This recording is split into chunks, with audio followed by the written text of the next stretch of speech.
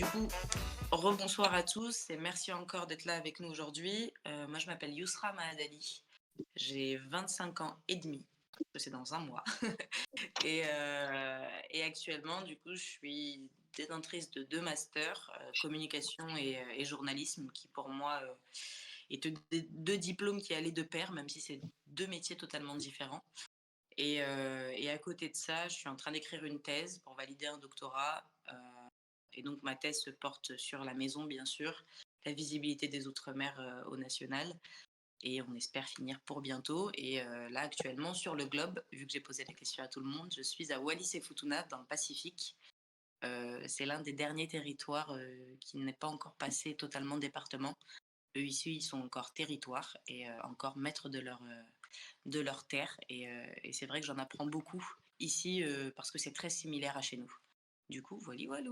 Et je serai votre présentatrice ce soir et peut-être bientôt un membre de l'association Discord, qui sait.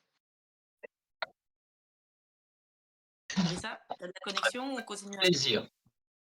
Je crois que la connexion d'Idrissa n'est pas encore stable. Anaïs, Ah tu oui. prends et quand il revient, on le reprend. Ok, ça marche. Merci à tous et à toutes d'être là ce soir. Merci pour ta présentation, Justram. Moi, comme je disais, je suis sur Paris. J'ai 22 ans, tout frais, d'il y a 2 jours.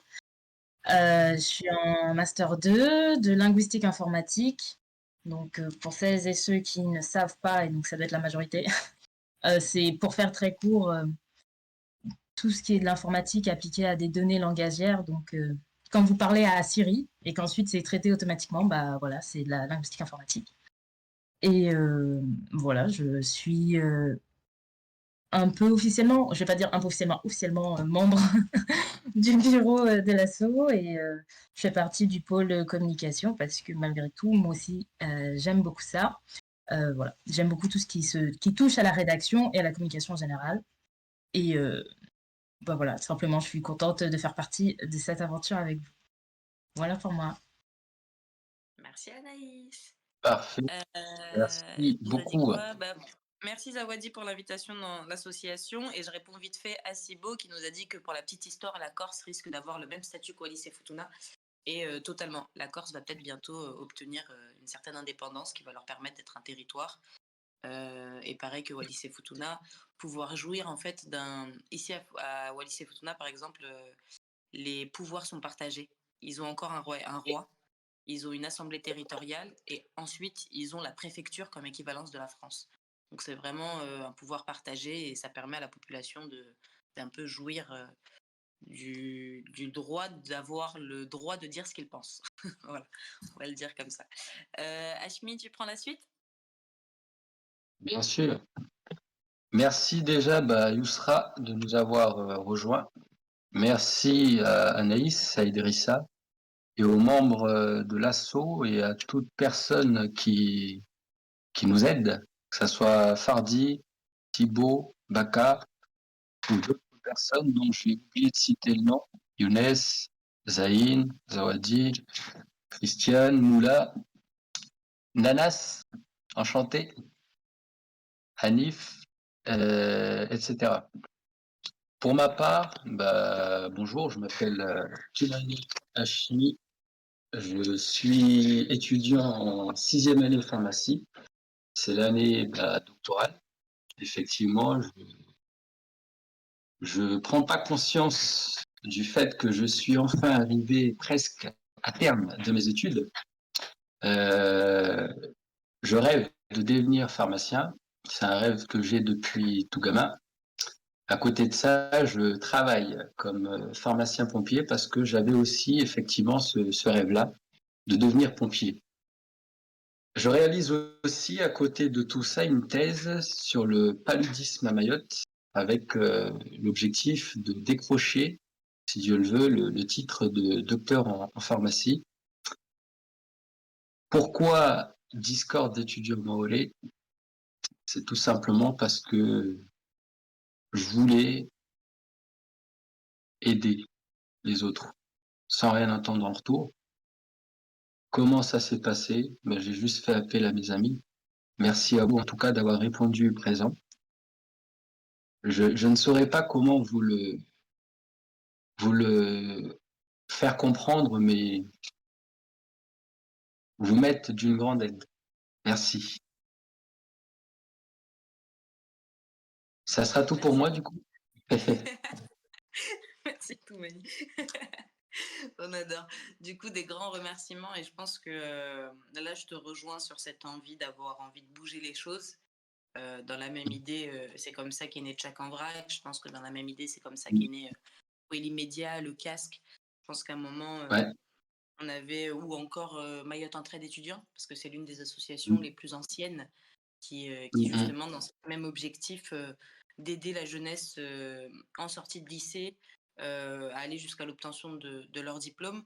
Parce que je tiens à le rappeler quand même, moi je sais qu'en 2015, quand je passais le bac, on était encore sur des pronostics où on nous disait la jeunesse mahoraise, une fois arrivée en France, 90% rate sa première année. On était sur des chiffres comme ça, on entendait beaucoup autour de nous que de toute façon, dès qu'on partait, la première année, c'était un échec. Et c'est vrai que du coup, les associations comme Mayotte Entraide étudiante sont arrivées un petit peu en amont pour dans cet esprit, pouvoir accompagner. Et donc, c'est totalement en faisant ce constat que tu as eu envie de créer Discord et qu'aujourd'hui, on est là pour cette première émission de Discord samedi. Ce jeu de mots est nul. Je sais pas qui a osé faire ça. Merci beaucoup. Ce jeu de mots est nul. Voilà, ça fait 2 jours que j'ai envie de le dire, donc je le dis aujourd'hui. Mais en même temps, ça fait bien rigoler, donc c'est plutôt pas mal. Mais voilà, donc c'est notre première émission. Soyez indulgents. Mais l'idée, c'est vraiment de pouvoir en faire plein d'autres et sur plein de thématiques. Et n'hésitez pas, il y a la boîte à questions sur le Discord. N'hésitez pas à nous mettre toutes vos questions, vos suggestions de sujets, qu'on puisse, sur les prochaines émissions, pouvoir aussi les traiter. Du coup, l'idée aujourd'hui, c'était vraiment de parler de cette adaptation, partir en France et arriver, se sentir peut-être assez à l'aise pour avoir toutes les clés pour réussir jusqu'au bout. En fait, peu importe si vous réussissez un diplôme ou si vous trouvez simplement une voie. L'idée, c'est vraiment de pouvoir discuter de cette adaptation à un nouveau territoire. Et c'est pas forcément que la France. Là, on va donner, je pense, des grands exemples sur la France, parce que la plupart ont été en France, mais moi, j'en connais plein qui sont partis à l'étranger, qui ont osé franchir ce cap de partir à l'étranger. Et c'est vrai que je pense qu'on ouvrira sur ça, mais l'étranger reste également une très belle opportunité qu'il ne faut pas négliger par peur, parce que malheureusement, avec la peur, on ne fait pas grand-chose. Donc, pour rappeler un petit contexte, un petit peu contexte de vie, donc pour la plupart, quand on est à Mayotte, vous le savez, on n'a pas forcément la possibilité de faire énormément d'études supérieures sur le territoire, même si le territoire essaye de plus en plus de se développer et de nous apporter de nouvelles filières pour permettre aux personnes, en tout cas d'entre nous, qui n'auront pas les moyens d'aller en France, parce que c'est également un coût, et ça, il faut aussi en avoir conscience, euh, de pouvoir quand même poursuivre sur le territoire et pouvoir après peut-être aller au-delà. Donc on a l'université qui s'est ouverte et qui essaye de plus en plus d'augmenter ses filières. Malheureusement, le constat pour le moment sur l'université, ça va être que ils veulent augmenter des filières, mais le contenu déjà présent n'est peut-être pas assez structuré, ouais, c'est ça, assez structuré, déjà assez fort en lui-même pour pouvoir s'ouvrir encore. Donc c'est vrai que là, pour avoir discuté avec plusieurs étudiants déjà présents sur le territoire, c'est vraiment ça. Ils ont l'impression que les cours sont un petit peu bâclés. Donc la réflexion en tout cas est en train de se poser sur l'université. De plus en plus de BTS sont en train d'ouvrir également. L'inconvénient peut-être actuellement sur le territoire, c'est que beaucoup de BTS sont dispensés un peu partout sur le territoire, donc il faut pouvoir se déplacer. Et on le sait, la situation du pays ne le permet pas forcément, parce que beaucoup d'agressions, et donc je sais que ça décourage certains, surtout par exemple, ne serait-ce qu'avec cette nouvelle formule du bac où les spécialités sont pareil dispatchées, donc ça en vient à devoir changer d'établissement. Et je sais que beaucoup ont fait des choix par défaut parce que ce système n'est pas forcément avantageux. Donc on espère en tout cas dans le contexte de chez nous que tout ça pourra s'améliorer. En tout cas, au niveau national, donc, en tout cas, la vie étudiante en elle-même ne change pas forcément, même si les dispositifs ont changé. Nous, à l'époque, c'était APB, est arrivé Parcoursup. qui a posé pas mal de problèmes dans les algorithmes. Beaucoup, pareil, ont eu des filières un petit peu par défaut. Et sur cette parenthèse-là, j'en viens pour dire, vos vœux ne sont pas une fin en soi. Une fois qu'on arrive en France, très souvent, au niveau des rentrées, il y a des désistements, des gens qui changent de filière, d'autres qui avaient plusieurs propositions et qui ont fait un autre choix. Donc c'est pas parce qu'on n'a pas été pris directement sur les retours après bac que ça veut dire que ça y est, c'est fini, on va jamais devenir ce qu'on veut devenir, loin de là. Il y a encore plein de petites portes et des fois il suffit juste d'aller se renseigner pour trouver la petite porte qui peut nous emmener quand même à en tout cas ce métier d'avenir qu'on veut faire. Le temps avance, forcément, le statut étudiant n'est plus celui que nous, on a pu connaître à notre époque. Aujourd'hui, il y a de nouveaux statuts, comme le statut d'étudiant entrepreneur qui n'existait pas à une certaine époque, parce que justement, on est dans l'ère de l'entrepreneuriat, on est dans l'ère de cette envie de faire plein de choses, et de plus en plus, cette jeunesse n'est plus la jeunesse de nos parents qui cherchaient un CDI à tout prix. On a compris que le CDI n'était pas, pareil, une finalité. Autant certains peuvent être carriéristes, et je pense qu'il faut garder cette envie de carrière. Mais voilà, le CDI n'est pas une fin en soi. On peut avoir envie de faire une petite activité à côté. Et donc, ce nouveau statut étudiant reste très avantageux. Il est proposé jusqu'à moins de 28 ans aux titulaires d'un baccalauréat et de porteurs d'un projet entrepreneurial. Donc, c'est vrai que de plus en plus, tout ce statut étudiant se met en place pour vous permettre de faire plein de choses, et il est de moins en moins fermé. Là où à l'époque, on ne pouvait pas jouir d'un statut de jeunes salariés, même si on était en étudiant, pour avoir un revenu d'activité, etc. Aujourd'hui, il y a énormément de soutien aux étudiants qui sont créés pour nous permettre justement d'aller vers de l'innovation et de pouvoir avoir envie de faire plein de choses. Donc voilà, l'idée, c'est un petit peu de vous faire un rappel de contexte de là où on en est actuellement. 2023, on est en train d'arriver à ce que l'IA remplace énormément de choses. Et donc, je pense que c'est là où la créativité, l'envie de plus est de plus en plus importante. Et c'est pour ça que cette émission est là aujourd'hui, pour essayer de vous donner toutes les clés pour, en tout cas, trouver la faille et que cette créativité s'ouvre et que vous ayez envie de faire plein de choses. Donc, avant tout, ce sujet a un mot un peu important que j'aimerais qu'on essaye de définir, si vous voulez bien, les intervenants. C'est adaptation. On a dit le thème aujourd'hui, c'est l'adaptation à cette vie à l'extérieur. Et j'aurais aimé savoir pour vous ce que signifie le mot adaptation. En commentaire, vous pouvez également nous faire part de ce que vous pensez.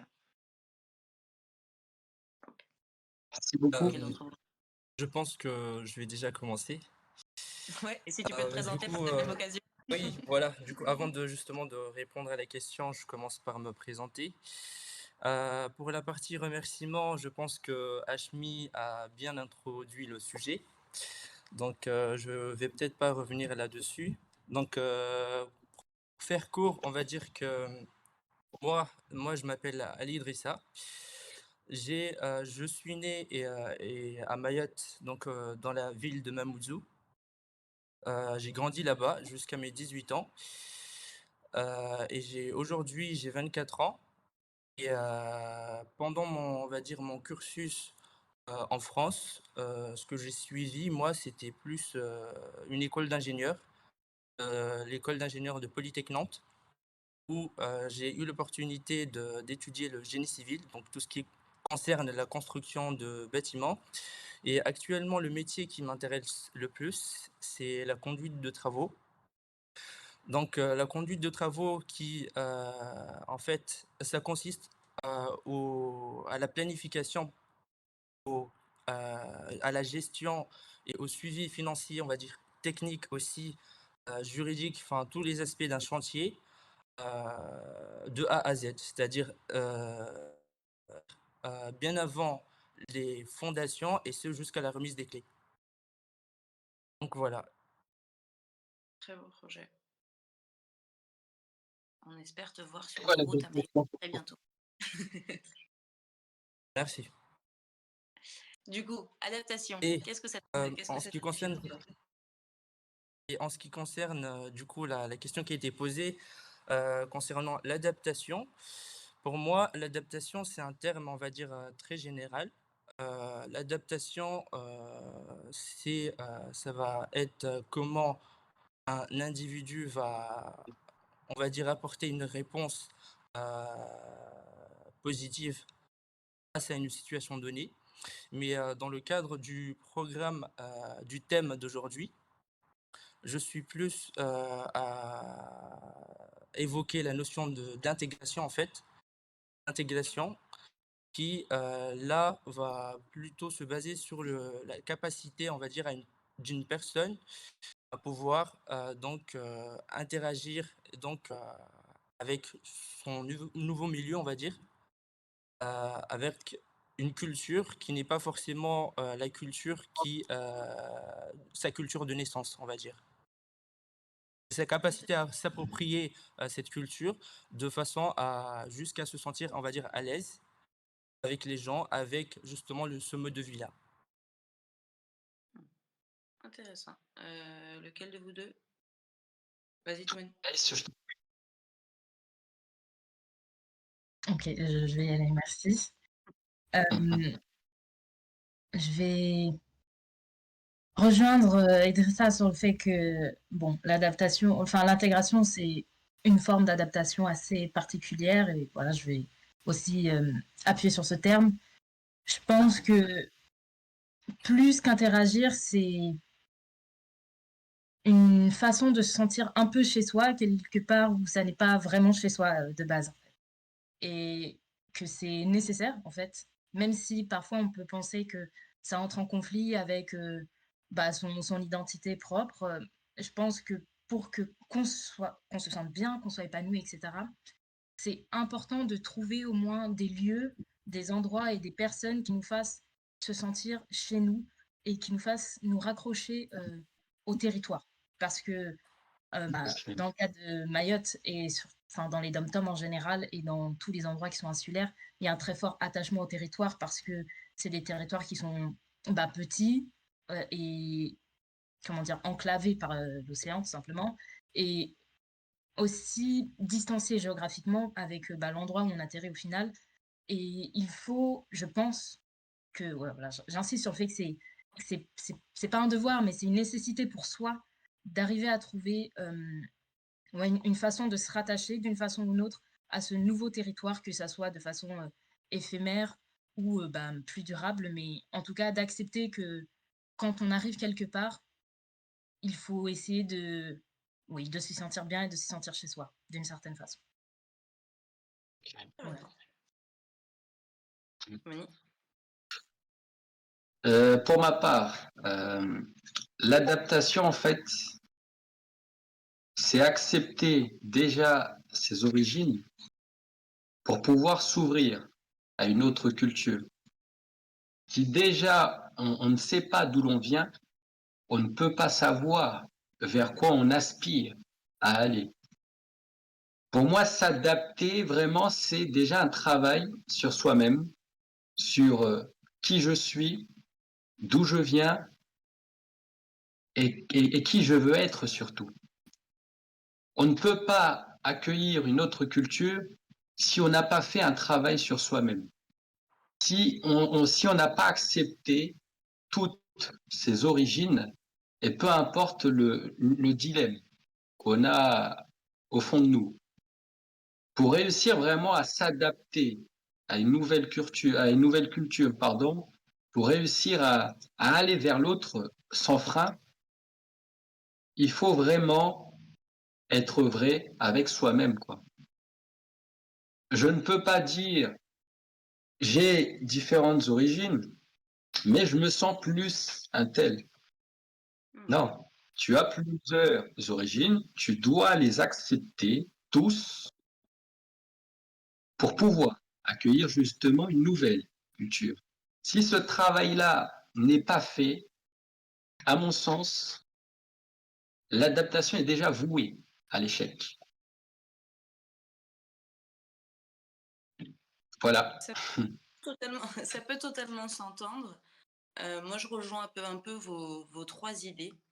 Je rejoins vos trois idées, cette idée d'adaptation-intégration, cette Mmh. idée de chercher ce petit coin familier, ce petit cocon qui va nous permettre d'avoir l'impression de rentrer à la maison. Et comme tu dis, connais-toi toi-même, et puis peut-être que tu arriveras à comprendre les autres. Et ça, Mmh. c'est plutôt pas mal. Moi, je vais vous donner la définition, entre guillemets, de l'adaptation.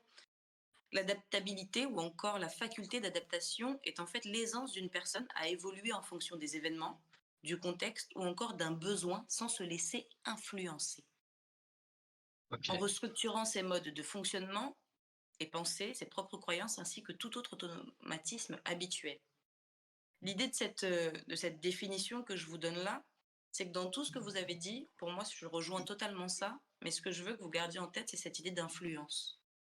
L'adaptation n'est OK. pas une résilience. Ça ne veut pas dire accepter tout et n'importe quoi parce qu'on arrive chez les autres. C'est pas ça. Mmh. L'adaptation, c'est pas non plus ce que vient de dire Toumani, ce n'est pas une appropriation culturelle.